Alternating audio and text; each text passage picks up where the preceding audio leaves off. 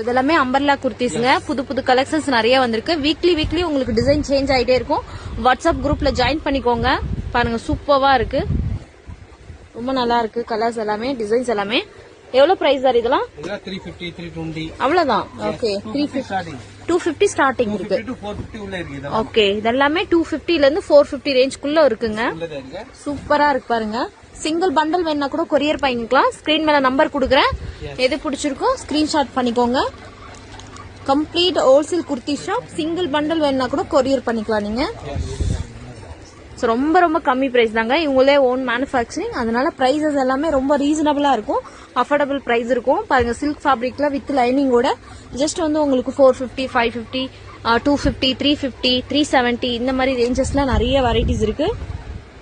சூப்பரான டிசைன்ஸ்ல இருக்கு. இது எல்லாமே அம்பர்லா குர்த்திஸ் தாங்க.